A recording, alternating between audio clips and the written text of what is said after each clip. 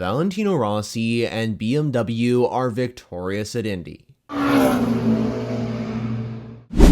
Team WRT and BMW win at the Indianapolis 8-hour for the third consecutive time. But this race result was very special because MotoGP legend Valentino Rossi and his co-drivers Charles Weerts and Kelvin van der Linde were victorious at the iconic Speedway, with Rossi becoming the first driver in history to win at the track on 2 wheels and 4 wheels. But how did Rossi and his teammates steer BMW to victory lane once again? Well, in this video, I'll break down how exactly this victory was obtained and what this means going forward. The Indianapolis 8-hour was the final round in the IGTC and the GT World Challenge America seasons in 2025. And heading into the race, it was already clear that BMW would be the brand to beat.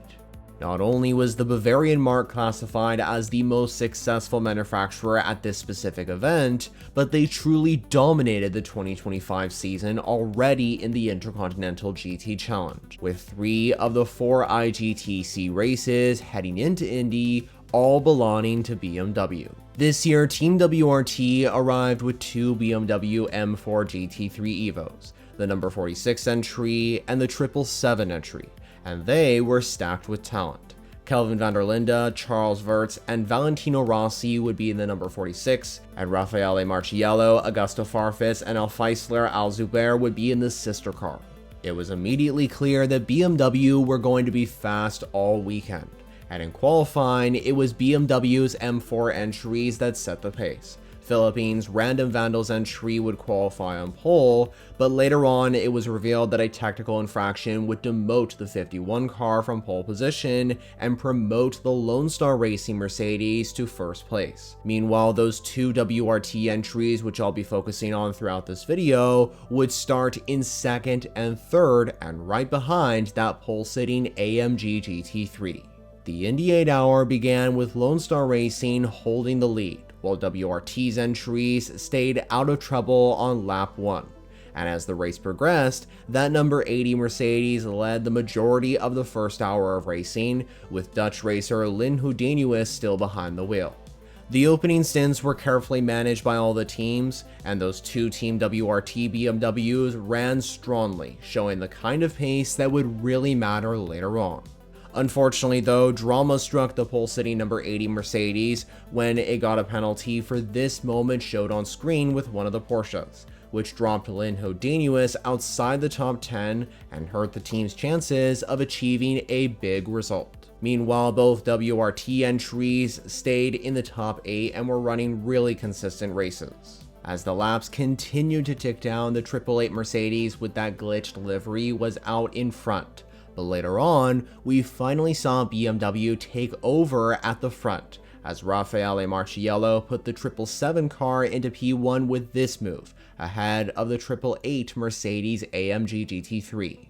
And then, later on, the 46 BMW got into second, and crucially moved ahead of that Mercedes to make it a BMW 1-2 at the Indianapolis Motor Speedway. With just under 4 hours remaining, heavy rain and even lightning in the area forced race control to red flag the event, and the break lasted hours. And in fact, the major interruption meant that when we finally returned to green flag racing, it would be during the night, and we would only get a few minutes of racing in, which was extremely unfortunate because we wanted a lot of green flag running in this event. But this year, we didn't get it. Before we got the return of green flag running though, split-second team calls became the main subject. Kelvin van der Linde, who was the starting and finishing driver in the number 46 rotation, reset his maximum stint timing by pitting a lap earlier than rivals, giving him a crucial track position advantage in the final phase of this race. And by the way, van der Linde was also the driver at the top of the leaderboard in terms of the championship, so he was also battling for his first ever IGTC title. The sister 777 car had been leading prior to the stoppage, but the entry put Marciello down the order due to those intense timing choices with the pit stops. Plus, flawless pit work from the number 46 WRT crew allowed that car to be in the prime position for the closing laps, as it jumped the 777 BMW while under safety car. In the closing laps of this race, the field compressed, with WRT's number 46 car leading overall, but with the clock winding down and conditions still proving to be challenging, there was nothing that the second place Mercedes, nor any other car behind it, could do to overtake van der Linde in the leading M4. And so, as the checkered flag fell, the number 46 BMW crossed the finishing line just 0.8 ahead of the 888 Mercedes to secure Team WRT's third consecutive win at the Indy circuit. The result for the 46 crew of van der Linde, Wirtz, and Rossi also meant that Kelvin van der Linde sealed the IGTC Drivers' Championship with the win, as the South African racer becomes the next champion in international GT racing. In addition to Kelvin's achievement, BMW took its first ever IGTC manufacturer's title, thanks to squads like WRT's podium performance across the season, which was a major milestone for the marque in GT3 global competition, especially considering the season that BMW had been having in the IGTC ever since their 1-2 result at the Bathurst 12-hour in February. Meanwhile, I have to give props to 9-time motorcycle world champion Valentino Rossi, as the Italian racer added a monumental achievement to his record book.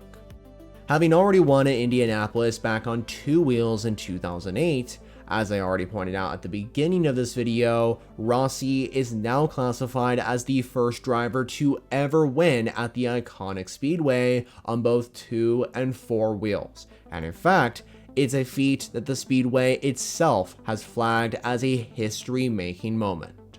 For BMW, their dominant performance in the IGTC in 2025 validates their global GT3 ambitions and shows that the M4 GT3 can win in anything the calendar throws at it, including the mega variables of Indy's rain-impacted test.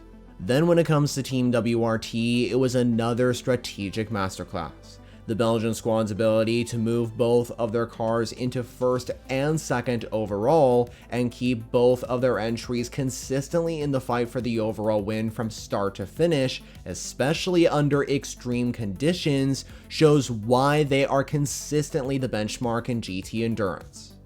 Then when it comes to the drivers, what a result for Rossi, van der Linde, and Wirtz. All three had incredible stints across this event, and they claimed yet another huge result in motorsports by winning at the iconic Speedway in Indiana. So there you have it. That's the Brickyard Thriller in a nutshell for BMW, Team WRT, and drivers like the legend himself, Valentino Rossi, otherwise known as the Doctor. But now I'm curious to know, what did you think of that shortened event? Are you happy to see Rossi finally win at the Speedway and GT competition? Will BMW continue their strong performance in 2026 in the IGTC? And what did you think of that event that was impacted by rain? Well, as always, make sure to let me know all your thoughts in the comments below.